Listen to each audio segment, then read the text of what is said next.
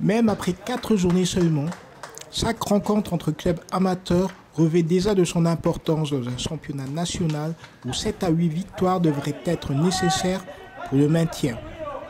Une survie dans l'élite vers laquelle les Fontaines auraient aimé se rapprocher face à une belle équipe basque, laquelle aura été proche de l'ouverture du score sans une intervention de Samuel Adrover devant Baptiste Pesquet.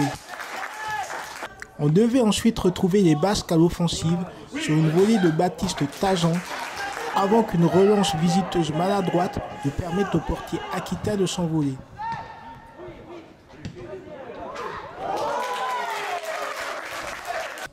Mais malgré le score toujours vierge à la pause, ce sont les visiteurs qui auraient pu ouvrir le score.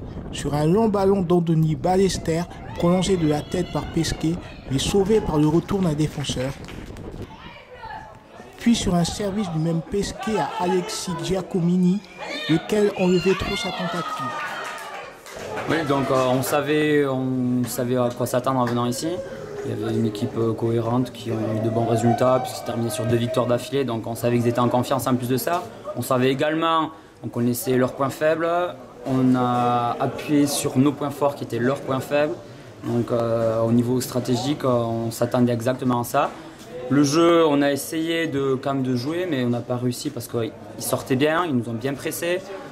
Bon, on a eu des axes, le terrain aussi des fois a été compliqué sous le pressing, que ce soit propre, il est plus petit aussi que chez nous. Mais voilà, on savait à quoi s'attendre. C'est encore la formation visiteuse qui devait se procurer les meilleures occasions au début de seconde période, notamment sur une reprise de Giacomini contrée par la barre ou un bel enseignement de Romain Escarpi. Bayonne se trouvait finalement récompensé de ses efforts à l'heure de jeu, le lob de Baptiste Pesquet trouvant enfin le filet adverse.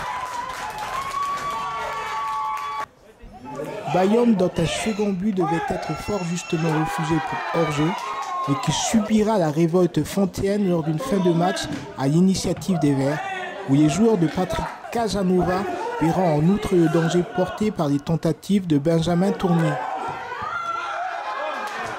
Ouais, il y a un petit peu de déception par rapport au dernier match tactiquement. Tactiquement, ils ne sont pas bien adaptés à l'équipe adverse voilà, par rapport à leur 3-5-2. On a mis du temps à comprendre et à cerner le rôle défensif.